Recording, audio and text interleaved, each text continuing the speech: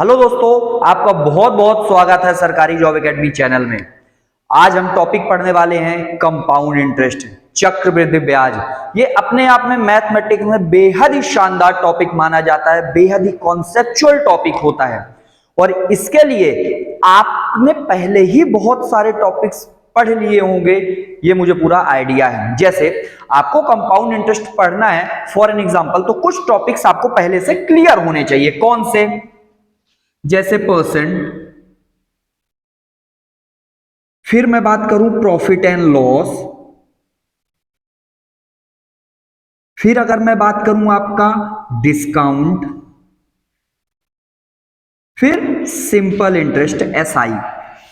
अच्छा, अभी रिसेंटली अगर आपने एमपी पुलिस का पेपर दिया होगा या कोई भी आप एसएससी, सीजीएल, सीएचएसएल का पेपर देते हो, तो इसके क्वेश्चन बेहद ही फ्रीक्वेंटली पूछे जा रहे हैं।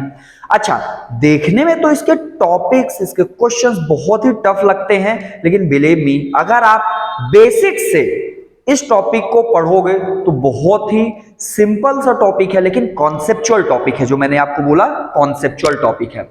अच्छा, इस टॉपिक को पढ़ने से पहले आपको दो बातों को बहुत ही क्लियर समझना पड़ेगा। एक टॉपिक जो हम पढ़ने जा रहे हैं कंपाउंड इंटरेस्ट, लेकिन उसी के पैरेलल में इसके पहले पढ़ा जाता है टॉपिक सिंपल इंटरेस्ट, जिसको आप बोलते हो साधारण ब्याज। बहुत जरूरी है कि आप इन दोनों के बीच में डिफरेंस, आप इन दोनों के बीच में फर्क समझ लो।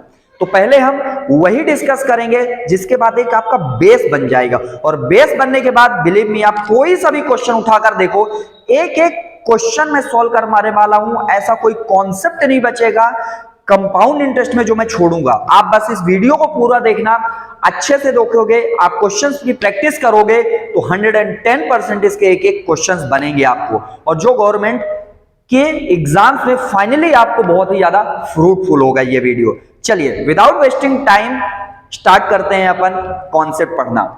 तो मैंने पहले आपको क्या बताया, आपको इस टॉपिक को पढ़ना है तो आपको समझना पड़ेगा पहले simple interest and compound interest के बीच में डिफरेंस।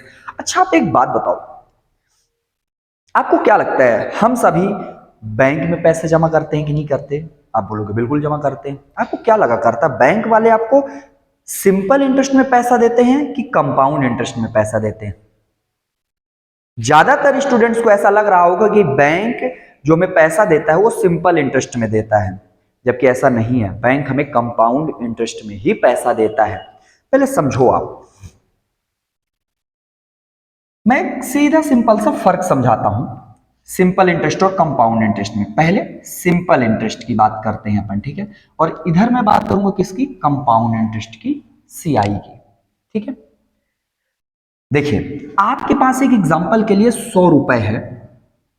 आपको बैंक ये बोलता है, आपने बैंक में पैसा जमा किया 100 रुपए, और बैंक ये बोलता है भाई एक काम करो, मैं तुम्हें हर साल 10% रेट ऑफ इंटरेस्ट से ब्याज दूंगा, है ना?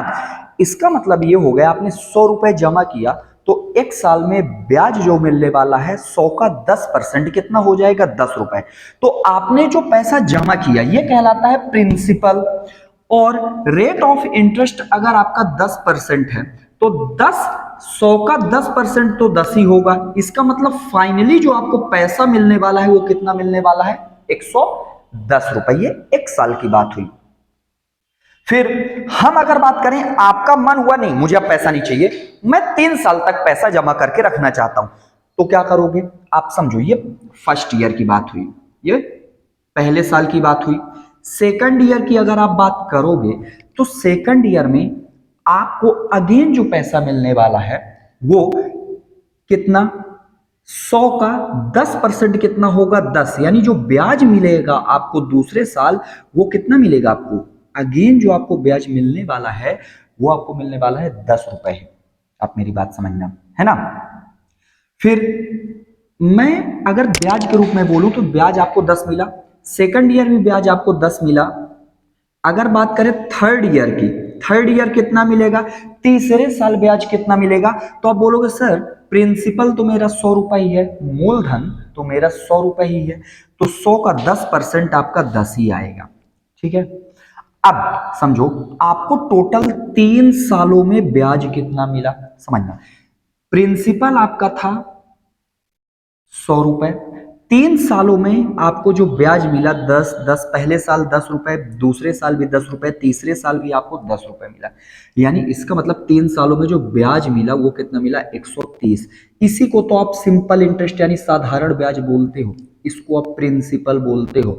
और जो प्रिंसिपल जो आपका पैसा था और जो ब्याज मिला उसी को तो आप मिश्र धन बोलते हो, जिसको आप अमाउंट लिखोगे। क्या लिखोगे? अमाउंट।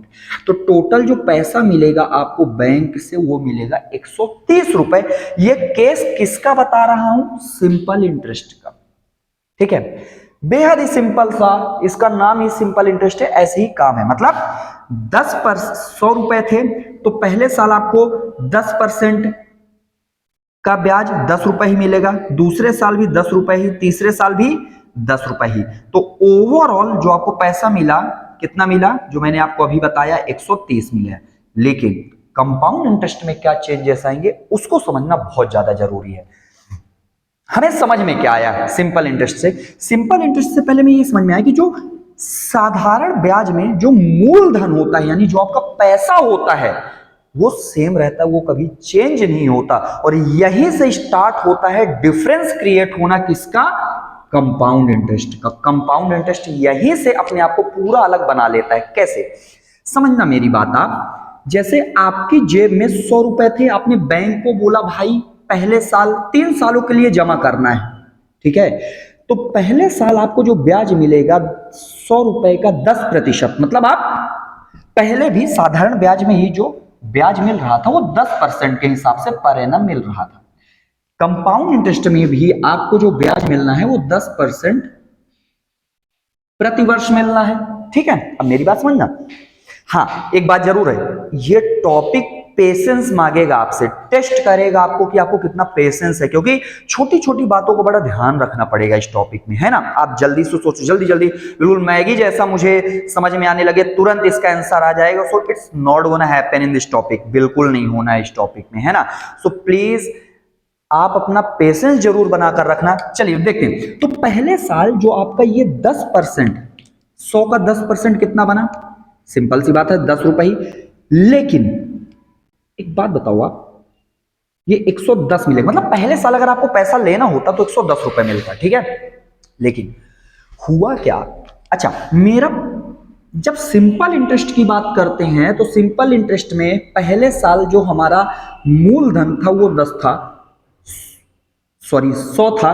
दूसरे साल भी जो मेरा सिंपल इंटरेस्ट में मूलधन है वो 100 था। तीसरे साल में भी जो मेरा मूलधन था वो कितना था? 100 था। लेकिन यहां ये चेंज हो जाएगा। अब मेरा अगर मुझे दूसरे साल का क्या निकालना है, कितना ब्याज मिलेगा, तो आपको जो पहले साल का अमाउंट था यानी आपका मिश्र धन था वो उसका मूलधन बनेगा। यानी मैं इधर लिखता हूं, तो ये पहले साल का था। तो अगर देखो यहां पास 100 पर ही, सेकंड ईयर में आपने 100 पर ही 10% निकाला है, लेकिन यहां पास जो आप निकालोगे 110 यानी जो प्रिंसिपल है अब दूसरे साल का, ये फर्स्ट ईयर का है, ये सेकंड ईयर का है। जो प्रिंसिपल है दूसरे साल का वो 110 है। इस पर 10% निकालोगे आप तो कितना आएगा? 11 आएगा। तो 110 में आप 11 को ऐड करेंगे तो कितना आएगा? आप बोलेंगे सर 121 आ जाएगा। समझे आप क्या फर्क हुआ? फर्क यहीं से आपको समझ में आ जाएगा। साधारण ब्याज में जो मूलधन था पहले साल वो कितना था? 100 था, जबकि दूसरे साल भी मूलधन 100 ही था। इसमें मूलधन कभी चेंज नहीं होता है साधारण ब्याज में, इस बात का ध्यान रखना है। जबकि आप बात करो कंपाउंड इंटरेस्ट में यानी चक्रवृद्धि ब्याज में, पहले साल जो मूलधन था जो आपने दिया वही था, तो आपको मिश्र धन कितना मिला पहले साल? 110। अच्छा, जो आपका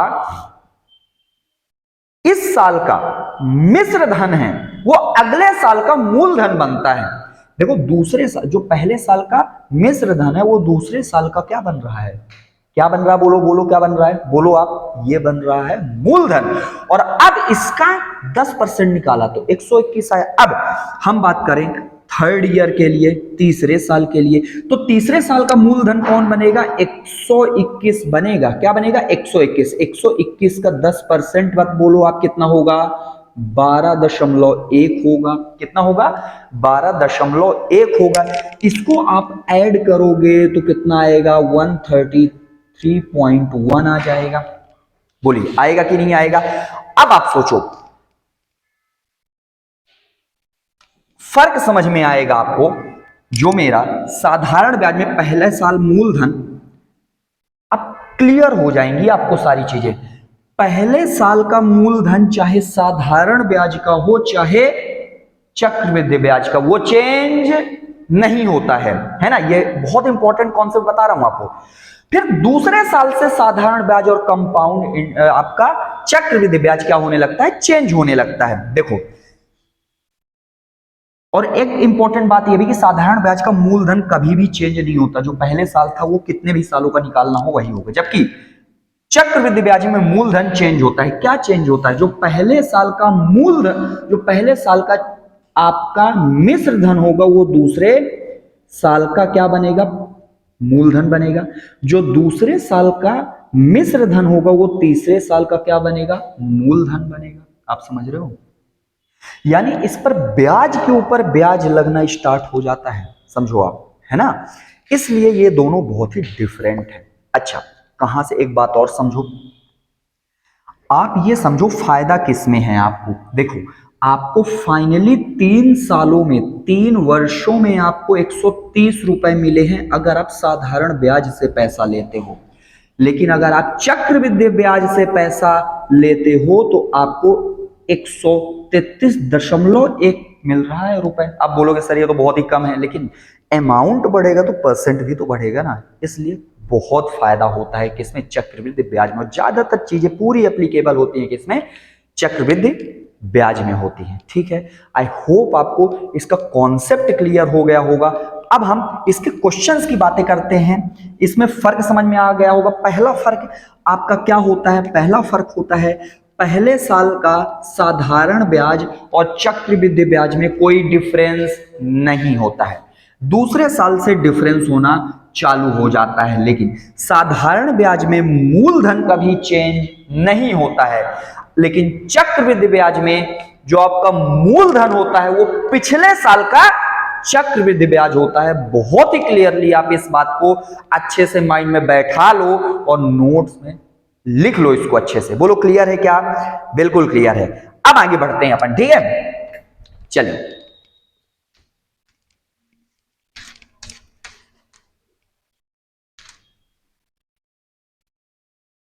अब अपने को कुछ बातें समझनी पड़ेंगी, है ना। अपने को ट्राई ये करना है कि फॉर्मूला यूज ना करना पड़े। मैं फॉर्मूला भी बताऊंगा और बिना यूज फॉर्मूला किए हुए भी आपके पास आंसर आ जाए उसको भी बताना स्टार्ट करूंगा। आज अपने को ट्राई ये करना है कि बेसिक चीजें अपन क्लियर कर लें, ठीक है। चलिए देखते हैं, जैसे समझना है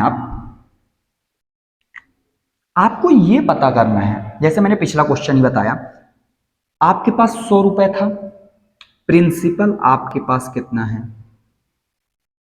100 रुपए, ठीक है।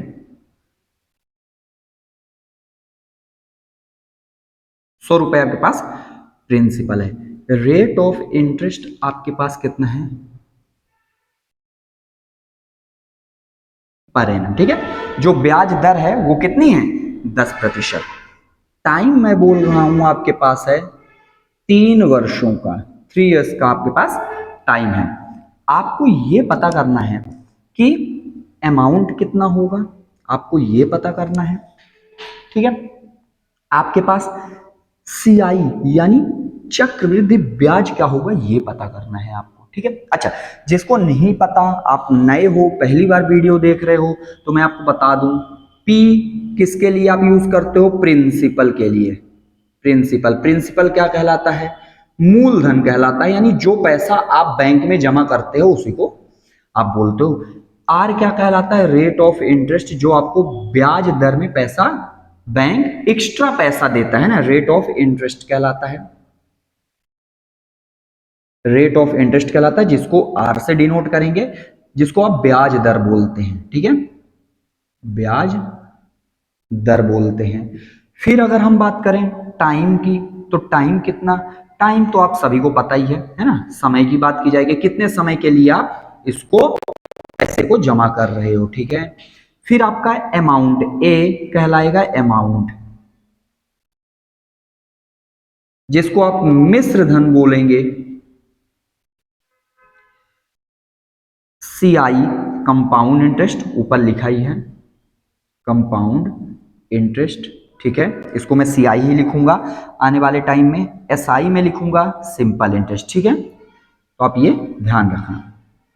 चलिए, तो हमें अमाउंट और ये निकालना है। अब हमारे पास फॉर्मूला मेथड अगर हो, है ना, फॉर्मूला में क्या होता है, आपने फॉर्मूला बचपन में पढ़ा होगा, अमाउंट इक्वल टू होता है P 1 plus R upon 100 power, आप लिख लो T, N भी लिखा होता है, T भी लिख दो, कोई इशू है नहीं इसमें, बोलो क्लियर है आपको।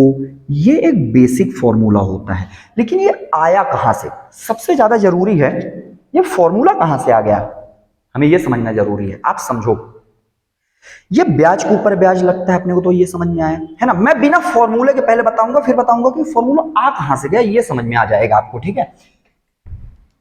देखिए,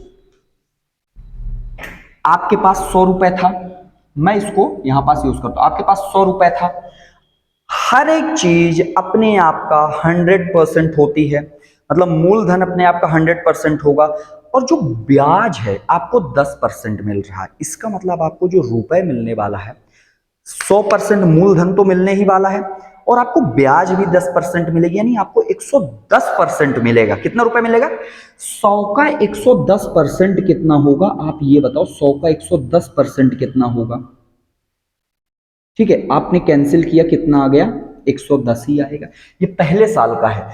अब मैं अगली बार फिर से आ जाऊं 100 का, अब क्योंकि दूसरे साल भी आप 10% ही ले रहे हो, तो 110 का अब 110% निकालना पड़ेगा, क्यों, क्योंकि जो दूसरे साल का मूलधन होगा वो पहले साल का क्या होगा, बोलो मेरे साथ, बोलो, मिश्र धन होगा, बोलना पड़ेगा आपको, है ना।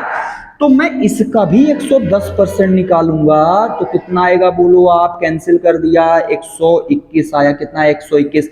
अच्छा, अब तीसरे साल का अगर मुझे निकालना हुआ, तो ये मूलधन बन गया तीसरे साल का, हमें अगेन तीसरे साल भी 10% ही लेना है, यानी 110% मिलेगा, तो 110/100 आप सॉल्व करेंगे, क्योंकि 10 ये बचा रह जाएगा, तो कितना आएगा, 133.1 आएगा।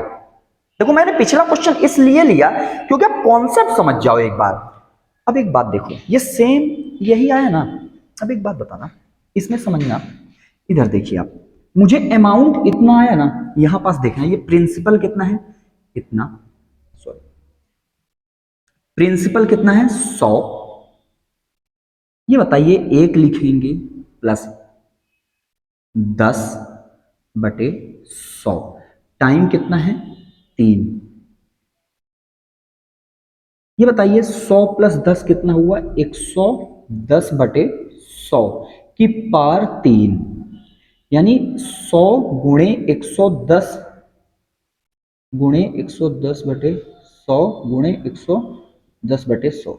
एक बात बताइए आप, ये जो मैं इतना भयानक सा लिख रहा हूं, है ना, देखकर इंसान पागल हो जाए, आप ये बताओ, क्या मैंने यही चीज नहीं करी है, इसको देखो और इसको देखो, ये सेम है, पता है आपको, है कि नहीं है, कैसे, मैं इसको, क्योंकि ये जब इसको आप सॉल्व करोगे तो कितना आएगा, 110 आएगा, मैं ऐसा ना लिखकर, अगर मैं, भाई ये ना, आप ये बताओ, 110 ही तो लिखा है, ये पहले साल का आ गया, तो दूसरे साल भी तो आपको 10% यानी 110% ही मिलेगा, तो मैं इसको भी हटा दूं। अच्छा, ये अब मैंने 121 लिखा हुआ है, तो मैं तीसरे साल के लिए भी अगर निकालना चाहूं तो 110% ही होगा, तो मैं ऐसे डायरेक्टली कर सकता हूं बिना इसको याद किए हुए।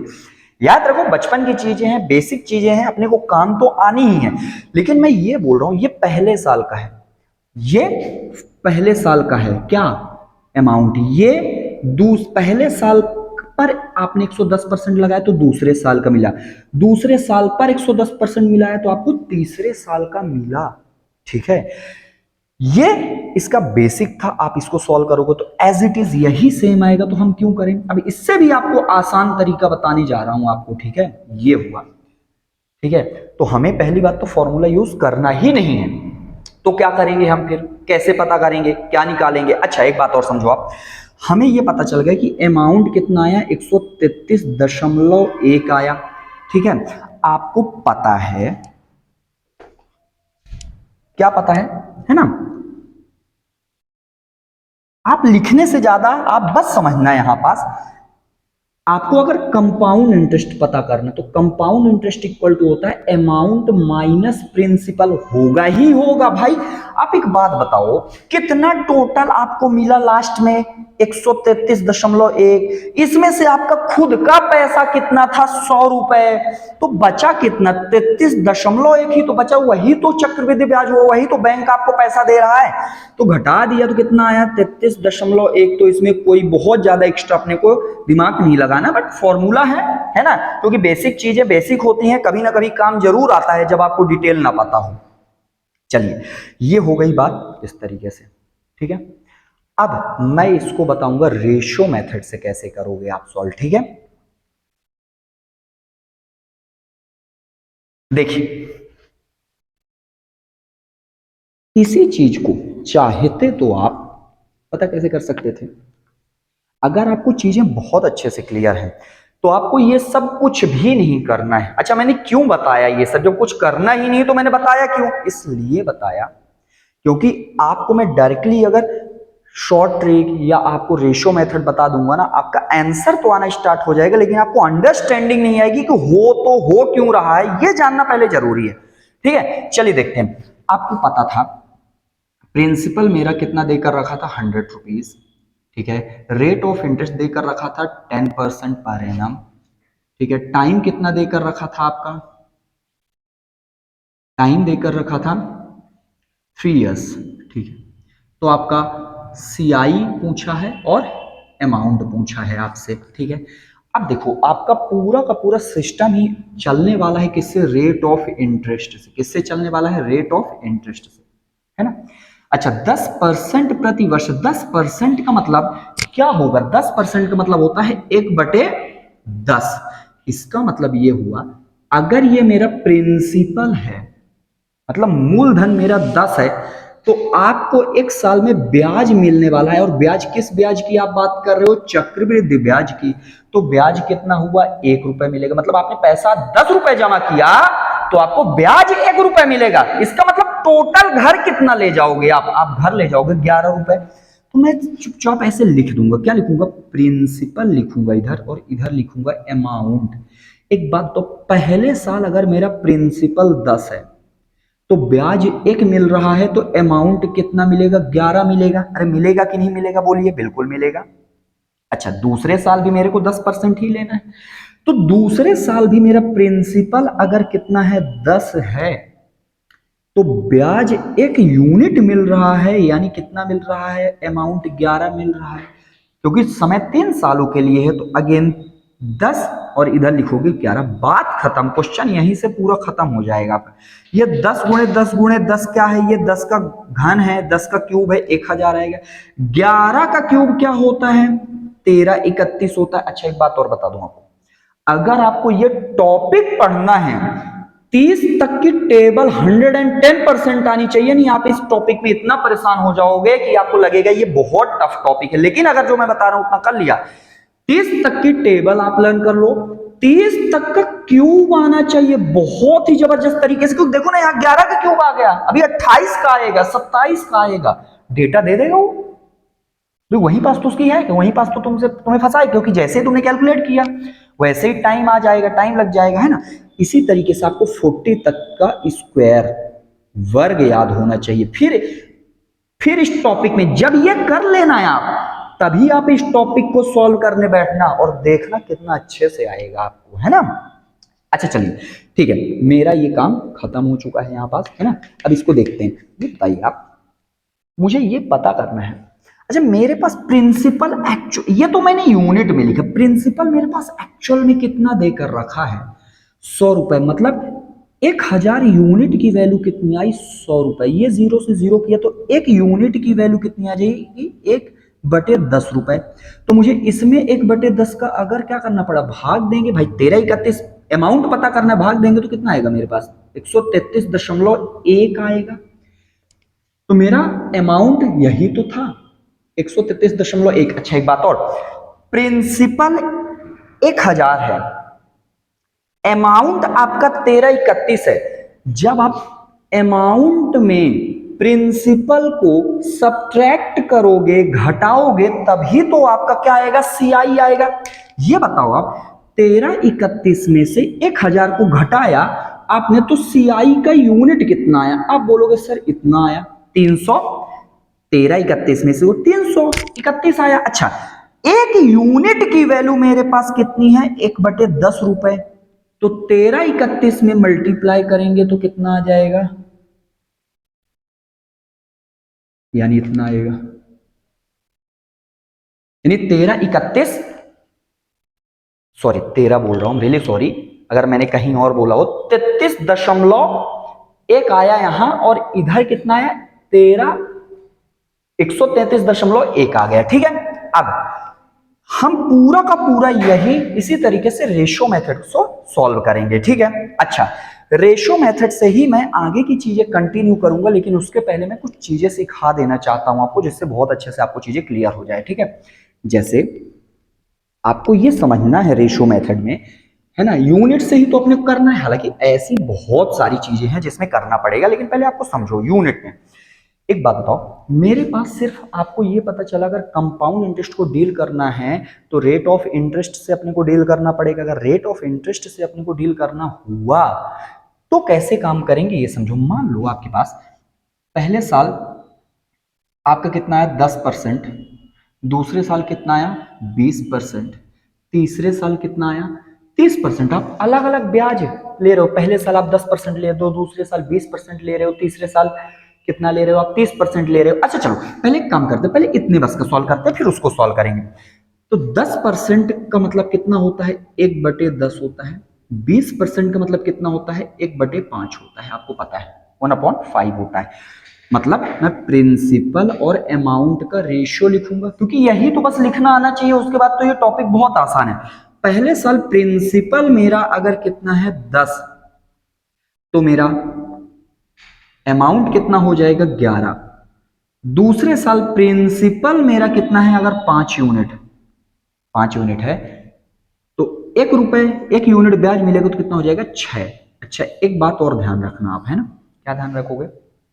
ध्यान ये रखना है कि आप ना इसमें कैंसिल भी कर सकते हो, लेकिन इसका कैंसिल करने का तरीका बहुत ही डिफरेंट है। आपको पता है क्या? इसको कैंसिल करने का डिफरेंट बहुत तरीका। जैसे आप ऊपर करते हो ना, तो ऊपर नीचे, इस जब ऐसे कैंसिल करते हो आप, तो इस तरीके से, एक तो ऐसे कैंसिल कर सकते हो और क्रॉस में कैंसिल कर सकते हो। मतलब अगर ये आपस में कैंसिल हो रहे हैं तो कर सकते हो, ये कैंसिल हो रहे हैं तो कर सकते हो। अच्छा ऐसे कभी कैंसिल मत करना, नीचे नहीं कैंसिल होगा। हाँ, ऐसे और ऐसे कैंसिल कर सकते हो, ऐसे और ऐसे कैंसिल कर सकते हो। बोलो कि क्यों, हम ऐसे क्यों नहीं कर सकते हैं? तो बात समझना, मैं समझा देता हूं। मान लो आपके पास 500 रुपए होते मूलधन, तो पहले साल अगर आपका मूलधन 10 था तो ब्याज 1 यानी 11/10 लेते कि नहीं? तो 11/10 लिखोगे आप, गुणे। फिर दूसरे साल मूलधन 5, ब्याज 1 लिया आपने, तो अमाउंट कितना हो जाएगा? 6/5। एक बात बताओ, कभी ऐसे कैंसिल करोगे? नीचे नीचे वाली चीजें कैंसिल करोगे? अपन ने ये इसको ऐसे लिख दिया, ये पहले ऐसे रहती थी तो इसको ऐसे लिख दे, तो हम नीचे वाली चीजें तो कैंसिल नहीं करेंगे, है ना। हाँ ऐसे कैंसिल कर सकते हैं। देखो ये ऐसे लिखा है, ये लिखा है। क्लियर है मेरी बात? आई होप आपको समझ में आ गई हो कि हम ऐसे ही क्यों कर सकते हैं, ऐसे क्यों नहीं कर सकते। क्योंकि ये जो ऊपर ऊपर नीचे आप लिखते थे तो लेफ्ट और राइट लिखने लगे आप, है ना। और बहुत इंपॉर्टेंट कॉन्सेप्ट है, ध्यान रखना आप इस बात का। ठीक है चलो, तो इससे कैलकुलेशन भी इजी हो जाएगी। जैसे ऐसे कैंसिल हो रहा, कुछ नहीं हो रहा, ऐसे कैंसिल हो रहा, कुछ नहीं हो रहा, लेकिन क्या ऐसे हो रहा? नहीं हो रहा। ऐसे हो रहा है? यस हो रहा। 2 से कैंसिल हो जाएगा, 2 से कैंसिल करें कितना आ जाएगा? 3। 2 से कैंसिल करें कितना आ जाएगा? 5। कितना है? 5 25, 11 तिया 33। क्या हुआ? इसका मतलब ये हुआ कि आपका प्रिंसिपल 25 यूनिट है, तो आपका अमाउंट कितना है? आपका अमाउंट है 33 यूनिट। अच्छा, एक बात और आप इसमें निकाल सकते हो, पता है क्या? सीआई तो निकाल ही सकते हो कि आपका 33 में से 8 को घटाया तो कंपाउंड इंटरेस्ट आपका 8 यूनिट आया। आया कि नहीं आया बोलिए? ठीक है। अगर मेरे से यही क्वेश्चन ही पूछ लेता, एक बात बताओ, आप कितना कंपाउंड इंटरेस्ट आप ले रहे हो? इंटरेस्ट, ब्याज दर बताओ कितनी, तो मैं निकाल सकता हूं। ब्याज दर निकालना है तो ये बताओ ब्याज मिला कितना, इसमें इसको घटाया कितना मिला ब्याज दर? 8 यूनिट मिला। कितना मिला बोलिए? 8 यूनिट मिला। अच्छा, हमेशा ब्याज दर, हमेशा रेट ऑफ इंटरेस्ट काउंट किया किस पर जाता है? मूलधन से, प्रिंसिपल से काउंट किया जाता है। और प्रिंसिपल हमारे पास यहाँ कितना है? 25 है, तो नीचे लिखेंगे 25 गुणे, क्योंकि रेट ऑफ इंटरेस्ट तो परसेंटेज तो लगाना ही पड़ेगा। 25 चौके 100 यानी 8 चौके 32, यानी परसेंट भी निकाल सकते हैं यहाँ से, यानी 32%। तुम दुनिया की कोई चीज नहीं है जो यहाँ से नहीं निकाल सकते। कुछ चीजें नहीं निकाल सकते हो, लेकिन वो कब? जब हम पहले इसको सीख लेंगे फिर वहां पास आएंगे। ठीक है, आई होप आपको ये बातें क्लियर हो गई होंगी। एक और बता देता हूं, या एक काम करते हैं, मैं आपको एक होमवर्क में देता हूं, देखना आप, ट्राई करना बनता है कि नहीं बनता। अपन कल नेक्स्ट क्लास में उसी से कंटिन्यू करेंगे और क्वेश्चंस को उठाने स्टार्ट कर देंगे। ठीक है, चलिए, आप को मैं 3 इयर्स के लिए दे रहा हूं। ठीक है, मैं कुछ नहीं कर रहा इंक्रीज ज्यादा।